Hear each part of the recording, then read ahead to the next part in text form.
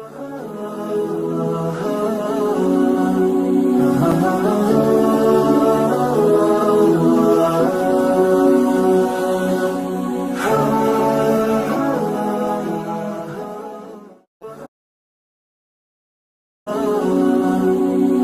ምንድን ያለው ጥያቄ ልጠይቃችሁ እፈልጋለሁ። አንተና ኢምራንን ጠይቅ። አይ ጥያቄ ለመጠየቅ ነበር። እና ኢምራን ክርስትና እንዳትቀበሉ የሚያደርጋቸው ነገር ምንድን ነው? እስቲ እሱን በማስረጃ አሳዩን። በጣም ጥሩ ጥያቄ። ኢምራን ጀምርለት። ለምንድን ነው ኢምራን ክርስትና የማትቀበለው? እሺ አተልኩኝ። አረ ማሻአላህ ግረፈው። እሺ አንዴ ትልቁ ያልኩኝና እኔ ሁለት ምክንያት ላስቀምጥ፣ ሶስት ምክንያት ላስቀምጥና ትቀጥላለህ። በደንብ አዳምጥሽ ወገናችን። ጥያቄው ምንድነው? አልሐምዱሊላህ ወከፋ። እስልምናን የማትቀበልበት ምክንያት ክርስትና የማትቀበልበት ምክንያት ምንድነው ነው ያለኝ። መጀመሪያ ክርስትናን የማልቀበልበት ምክንያት የሚመለከው አካል ትክክለኛ አይደለም፣ የምታመልኩት አካል ትክክለኛ አይደለም። እኔ ኢምራን ሚስተር ኢምራን አእምሮ አለኝ፣ አስባለሁ። የፈጠረኝ ራሴ እንደው አእምሮ ተሰጥቶኛል፣ በደንብ ማሰብ እችላለሁ።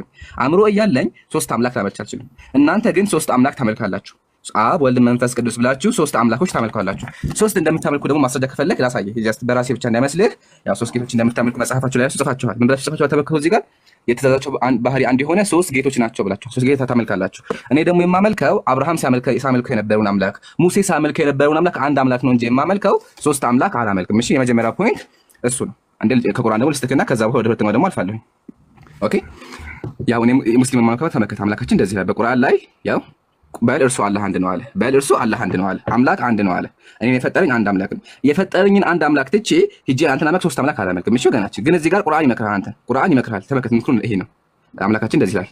እናንተ የመጽሐፉ ሰዎች አንተ ነው። እሺ በደንብ አዳምጥ። በሃይማኖታችሁ ወሰን አትለፉ፣ በአላህ ላይ ወለት እንጂ አትናገሩ። ከተመከተ እዚህ ጋር እንደሚል አማልክት ሶስት ናቸው አትበሉ፣ ሶስት አምላክ አታምልኩ፣ ሶስት አምላክ አታምልክ፣ ይሄን አታምልክ። እሺ ወገናችን፣ አላህ አንድ አምላክ ብቻ ነው አለ። ስለዚህ ማምለክ ያለበት ወገናችን አንድ አምላክ ብቻ ነው።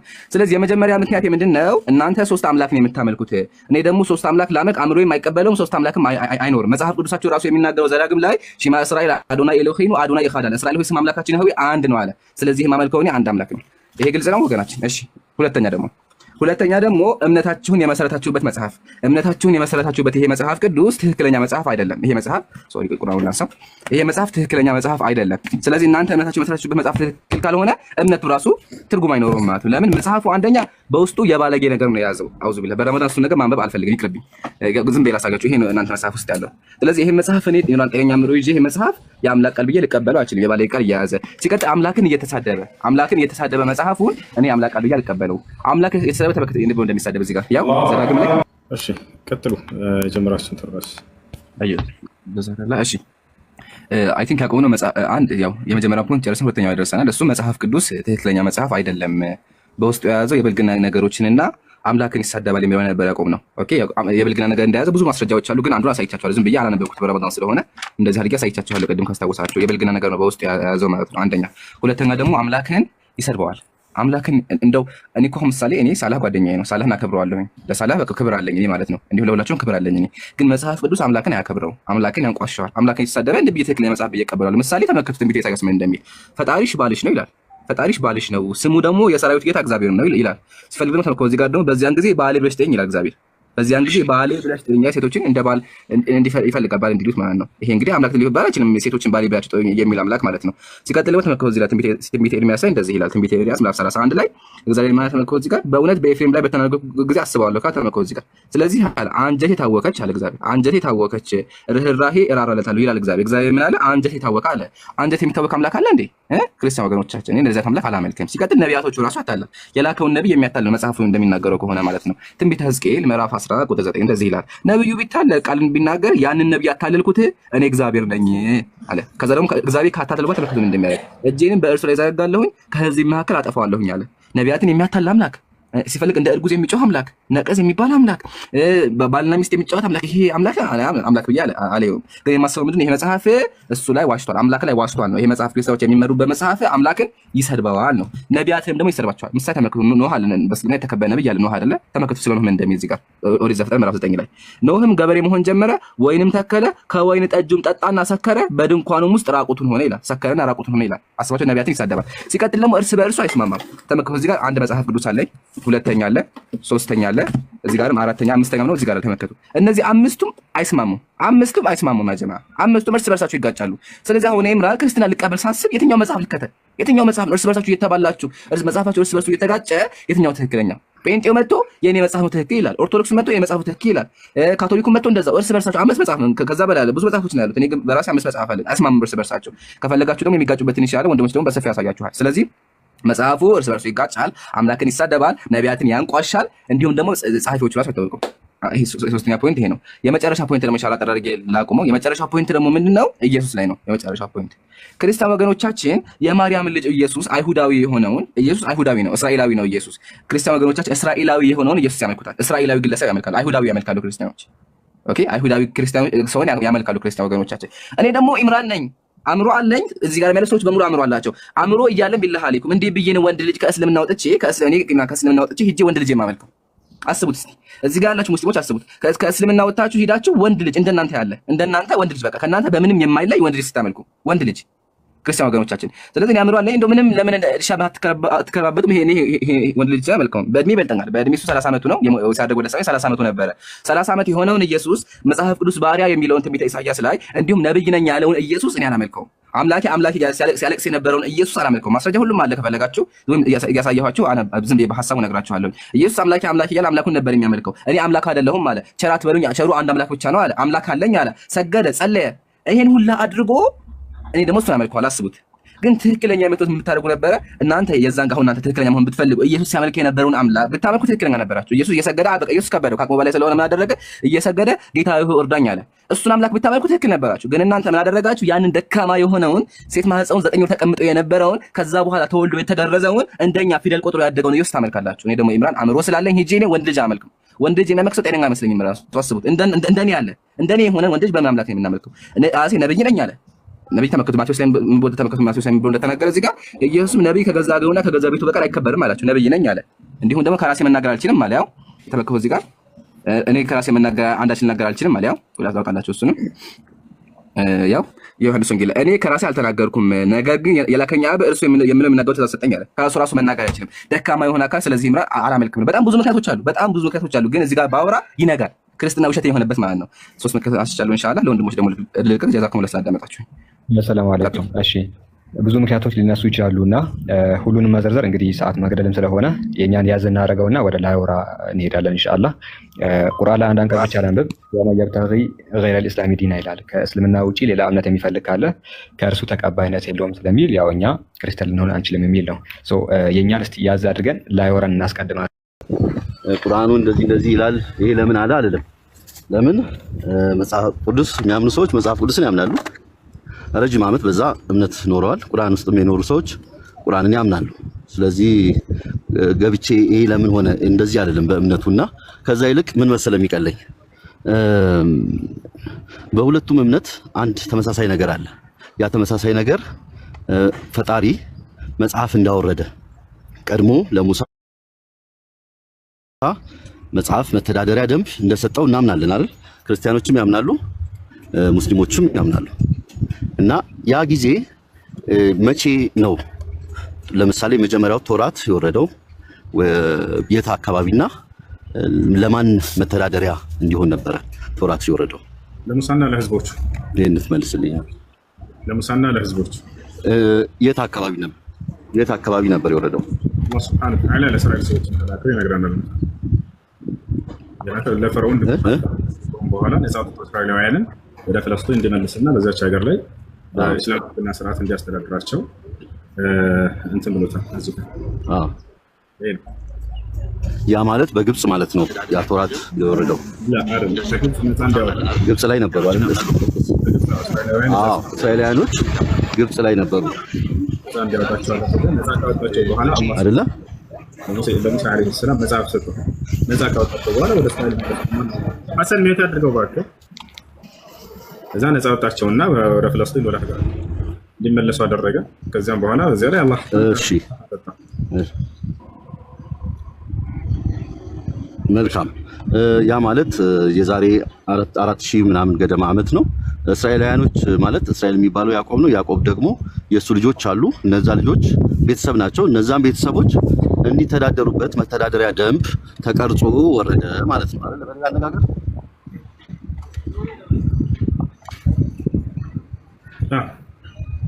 ልክ ነኝ አይደል?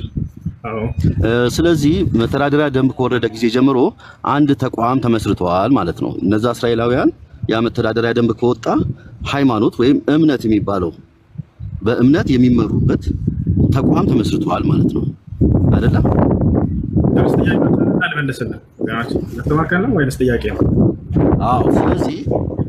ስለዚህ እየተግባባን እንድንሄድ ነው። ወደ ኋላ ተመልሰን ያው ሌላ ጥያቄ መስሎ እንትን እንዳይል ነው። ስለዚህ ሃይማኖት ሲባል አንድ መተዳደሪያ ደንብ ከፈጣሪው ተቀርጾ ያመነበትን መተዳደሪያ ደንብ ሲቀረጽለት ሃይማኖት ተመሰረተ ማለት ነው። ስለዚህ የመጀመሪያው ሃይማኖት የተመሰረተው በመተዳደሪያ ደንብ ለመጀመሪያ ጊዜ እስራኤላውያን የእስራኤል ዝርያዎች የእስራኤል ብሔር የእስራኤል ልጆች የሚመሩበት ነው አይደለም? ወይስ ሃይማኖት የመጀመሪያው ሃይማኖት በግብጽ ለእስራኤላውያኖች በሙሳ በኩል ተመሰረተ የሚለውን ታምናለህ ወይስ አታምንም? ወይም ደግሞ ሌላ ነገር ማሳብ ካለ እንደዛ አይደለም። አምላክ አላህ Subhanahu Wa Ta'ala ካለፉት ተቀደሙት ነቢያቶች ጀምሮ ግን እንዲሆን ነው ትእዛዛቸው እስልምና እንደሰጣቸው።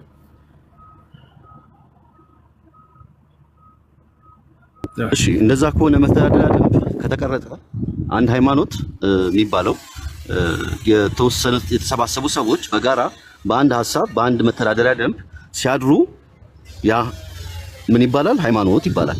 ድርጅት ነው አይደል? ሃይማኖት ድርጅት ከሆነ መተዳደሪያ ደንብ ከተሰጣቸው ለዚህ ማስረጃ ልስጥህ። ለክራቴ ነው ታዘውበት የነበረ ሃይማኖት ነው። ጥያቄ ምንድን ነው? መቼ ተመሰረተ? መቼ ተመሰረተ? ለክራቱ ከአዳም ጀምሮ መጨረሻ ዘመን ነብይ ድረስ ያዘዘበት የሆነ መለኮታዊ ሃይማኖት ነው። ይሄኛውስ ሌላ ተቀርጾ በጽሁፍ መጽሐፍ የሰው ልጆች መጽሐፍ ከጀመሩበት ጊዜ ጀምሮ በመተዳደሪያ ደንብ ተቀርጾ የወረደው ህጎች ናቸው። ለኩልን ጀዐልና ሚንኩም ሸርዐተን ህጎች ማለት ያላችሁ ህግ ሰጣቸው እያለ ይናገራል። በዚያ ላይ ግን እሺ አላህ Subhanahu Wa Ta'ala የትክክለኛውን መለኮታዊ ሃይማኖት ኢስላም እንደሆነ ይገልጽላቸዋል።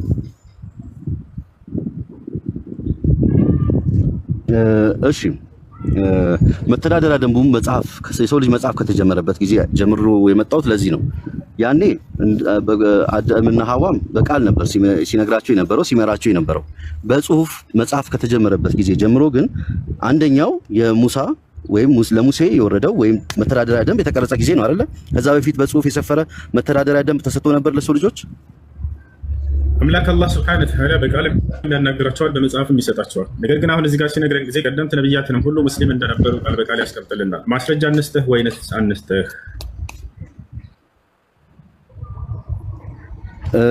እኔ እንድታብራራልኝ የምፈልገው የመጀመሪያ መጽሐፍ አሁን እንደተነጋገርን እኮ ሲመራቸው ነበረ። ጥሩ በቃል ሲመራቸው ነበር። አዎ የመጀመሪያ ግን መጽሐፍ የተጀመረው መጽሐፍ የሰው ልጅ መጽሐፍ ፊደል ከመሰረተ ጊዜ ጀምሮ መጽሐፍ ከተጀመረ የመጀመሪያው መተዳደሪያ ደንብ ከሙሴ ውጪ ነበር። ሙሴ ሙስሊም ነበር፣ ህዝቦቹ ሙስሊሞች ነበሩ። ማስረጃ ልስጥ እኮ ከሙሴ በፊት ነበረ። አዎ ይኖራሉ። ነገር ግን ያንን እኛ እስቲ ማስረጃ አስጠኛው እስራኤላውያኖች ሙስሊሞች እንደነበሩ ደጋጋል በልስልህ እንጂ አደም እሱ ማስረጃ አስጠኝ። ከሙሴ በፊት አላህ Subhanahu Wa Ta'ala እንዲህ አይነት መጽሐፍ አለ ብሎ አልነገረም። ነገር ግን መጽሐፍት ለናሙናነት ያክል እነዚህ ተጠቅሰውልናል። ገብቶሃል አይደል? ካለፉትም ሊኖር ይችላል፣ ከዚያም በኋላ ከመጡት ሊኖር ይችላል። ለናሙናነት ያክል እነዚህ ተጠቅሰዋል። ከነብያትም እንዲሁ ቀደምት ነብያት በጣም በርካታ ነበሩ፣ ከዚያም በኋላ ነበሩ። የተጠቀሰው ያልተጠቀሰው አላህ በቁርአን ላይ ሲናገር ወረሱላን ቀድ ቀሰስናሁም ዐለይከ ሚን ቀብል ወረሱላን ለም ነቅሱስሁም ዐለይከ ወከለመ አላሁ ሙሳ ተክሊማ ይላል። መሐመድ ሆይ ከመልእክተኞች በአንተ ላይ የተረኩልህ አሉ፣ እነዚህ ያልተረኩልህም ብዙ አሉ እያለ ይናገራል። አየህ 25 ነብያት በቁርአንና በሐዲስ ላይ ተገልጸዋል። እነዚህ ብቻ ናቸው ወይ? አይደሉም። ሌሎች ያልተተረኩ በርካታ አሉ። ከመጽሐፍቶችም ልክ እንዲሁ እነዚህ ብቻ ናቸው ወይ? አራቱ ናቸው? ኧረ አይደሉም፣ ሌላም አሉ። ነገር ግን እነዚህ የተጠቀሱ አሉ፣ ያልተጠቀሱም ብዙ አሉ እያለ ይነግረናል። አሁን እዚህ ጋር ዋናው ቁም ነገር ምንድነው? አምላክ በሁለት መንገድ ነብያቶችን ያናግራል። አንደኛ በቃል ደረጃ፣ ሁለተኛ መጽሐፍም ይሰጣቸዋል። ስለዚህ አላህ Subhanahu Wa Ta'ala ከአደም ጀምሮ እስከ መጨረሻው ዘመን ነብይ እስከ ነብዩ መሐመድ ሰለላሁ ዐለይሂ ወሰለም ድረስ ብቸኛው ለሰዎች የደነገገው መለኮታዊ ሃይማኖት ኢስላም እንደሆነ ቃል በቃል አስቀምጦልናል። ይሄን ማስረጃ እንስጥህ።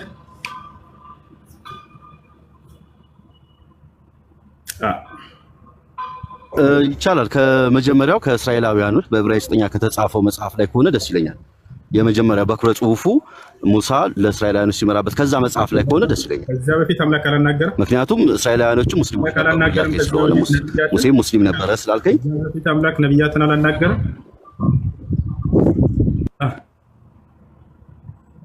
አሎ ከዚያ በፊት አምላክ ስለማናገሩ ማናገሩን ተስማምተናል እኮ። ስለዚህ አምላክ ፈጣሪ ፊደል አምላክ እስከሆነ ድረስ ተናጋሪው ለሙሴ ለምሳሌ ቃልን ሲያወርድለት ጊዜ ስላለፉት ትውልዶች የመናገር አቅም አለ የለውም? አምላክ በዚያ ላይ አሎ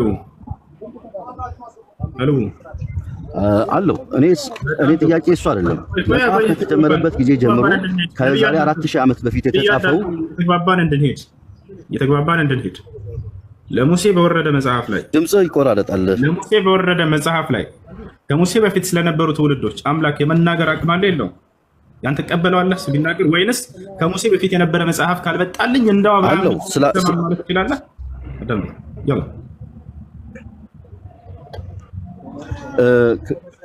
ይኸውልህ እያልኩ ያለሁት ከሙሴ በፊት የተጻፈውን መጽሐፍን ማወቅም ስለሚችል ፈጣሪ ተጽፏል። ያ መጽሐፍ ግን የራስን ሀሳብ ለመናገር ብቻ ነው የመጣው። እንደሱ ሆነ አንግባባ። በደንብ እየተሰማኝ አይደለም። ድምጽ ይቆራረጣል። አዳምጣ። አይቆራረጥም፣ በደንብ ይሰማል። ለሙሴ ከገለጠ ድምጽ በጣም ይቆራረጣል። ቪዲዮም ጠፍቶብኛል። ሁሉም ይሰማቸዋል፣ አንተ ብቻ ስትቀር። ለሙሴ ከገለጠለት ቃል ከዚያ በፊት ስላለው ትውልድ አምላክ ቢናገር አልሰማውም፣ ከራሳቸው ጊዜ የሆነ መረጃ ካልመጣልኝ ብለህ ትመልሳለህ ወይንስ ትቀበላለህ? በሙሴ ላይ በተነገረው ስለ አብርሃም ተነግሯል፣ ስለ ኖህ ተነግሯል፣ ስለ አዳም ተነግሯል። ያን ሁሉ በሙሴ ዘመን በመጣ መጽሐፍ ላይ ተነግሯል። አይ ከሙሴ በፊት ስላለው በራሳቸው ጊዜ ከነበረ ማስረጃ ካልሆነ በስተቀር አልቀበልም ብለህ ትመልሳለህ መጽሐፍ ቅዱስን? ወይንስ አሜን ነው ከዛም በፊት ያለውንም አምላክ ስለሚያውቅ ይናገራል ያንን እቀበላለሁ ብለህ ነው የተቀበልከው? መልስ። አሎ ወለካላ አሎ አሎ ነብዩ ጌታ ምን ይሰማኛል? መልስም መልስ። እሺ አልሰማኝም ስጠይቅ አልሰማኝም።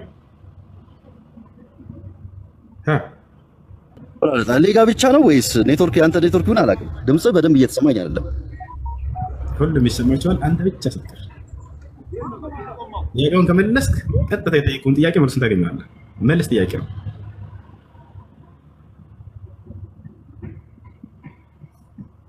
ሄሎ ሄሎ እኛ ጋር ሲመጡ እምነት አልባ ሆነው የሚሰራቸው ስራ ማለት ነው። አያችሁ አይደል? ምን ይላሉ? በቁርአን ላይ ሙሉ መልስ እንዳለ ስለሚያውቁ ነቢያቶች ሙስሊሞች እንደሆኑ መጽሐፍ ቅዱስ ላይ ክርስቲያን ናቸው የሚል ስለሌለ፣ ስለዚህ ስላለፉት ነቢያት ከራሳቸው መጽሐፍ እንፈልጋለን ይሉናል። ካልሆነስ ካልሆነ አንቀበልም። ጥሩ እንደሱ ከሆነ ስለነ አብርሃም ስለነ ከሙሴ በፊት ስለነበሩ ትውልዶች ከራሳቸው ዘመን ከነበረ አንድ መረጃ ስጡን እስኪ። አብርሃም የሚባል ሰው እንደነበር የለም። ከየት ነው የምንሰጣችሁ? ከሙሴ። ሙሴ ስላለፉት ምን አገባው? እናንተ ከሙሐመድ ስላለፉት ምን አገባው ካላችሁን፣ ሙሴ ስላለፉት ምን አግብቶት ነው የተናገረው መጽሐፉ ላይ? አይ አምላክ ገልጦለት ነው ትሉናላችሁ፣ ስላለፈው ስለሚያውቅ እኮ። እኛም ይሄን እያልናቸው ነው። አምላክ ከገለጠ ለአንድ ነብይ ስላለፈው መናገር አይችልም እንዴ? ይናገራል፣ ያውቃል እኮ። ወታቻለ አይደለ? ነብዩ መሐመድ ሰለላሁ ዐለይሂ ወሰለም ከራሳቸው ቢያመጡት አዎ ይዛኔ ትክክል ናቸው። አንሰማቸውም ስላለፈው ስላልኖሩበት ያንን ትውልድ። አምላክ እስከሆነ ግን ይሄን ቃል እየገለጠ ያለው ስላለፈው ይናገራል። መቼ ነው የሚገባቸው ነገር? ስለ ሙሴ ለምሳሌ ወረደለት ቃል ላይ ስለ አብርሃም ቢነግረው እንቀበላለን። አይ ይሄንን ከዚያ በፊት በአብርሃም ጊዜ ከነበረው አንልም። ስለ አዳም ነግሮናል፣ ስለ መላእክ ነግሮናል፣ ስለማይታዩ ስላለፉ ትውልዶች ሁሉ ነግሮናል። ያንን አምነን ተቀብለናል። እናንተም ተቀብላችኋል መጽሐፋችሁ ላይ ወታቻለ አይደለ? ወደ ሙስሊሞች ስትመጡ ጊዜ ግን ያለፈ መጽሐፍ በጊዜያቸው ክልል አንቀበልም።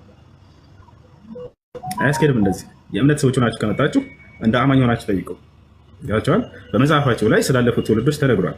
ነገር ግን ሙሴ ያንን ነገር ጽፎላቸዋል። አሜን ብላችሁ ተቀበላችሁ እንዴ? ይሄ በዚያ ዘመን የነበረ መጽሐፍ እንፈልጋለን ብላችሁ ይሄን ሚዛን አላስቀምጣችሁ። እስልምና ላይ ስትመጡ ሚዛን ታስቀምጡላችሁ። ይሄ አያስኬድም። እንግዲህ አምላክ ስላለፉትም የሚናገር ነው። አምላክ ራሱ ነው ተናጋሪ። በቁርአን ላይ እንደ መጽሐፍ ቅዱስ ላይ ጸሐፊዎቹ ሰው እንደሆኑ ራሳቸው ሀሳብ እንደሆነ ሁሉ የተናገሩ ብዙ አሉ። እነ ሉቃስ ምናምን ሙሴ ጻፈው ትላላችሁ፣ ሙሴ እንዳልጻፈው ማስረጃ አለ። ሳሙኤል ጻፈው ትላላችሁ፣ ሳሙኤል እንዳልጻፈው ማስረጃ አለ። ኢያሱ ጻፈው ትላላችሁ፣ ኢያሱ እንዳልጻፈው ማስረጃ። በቁርአን ተናጋሪ ራሱ አላህ ነው። ቃሉ ሲናገር ምን ይላል? ኢና አንዘልናሁ እያለ እኔ ያወረድኩት እያለ ቃሉን ይናገራል።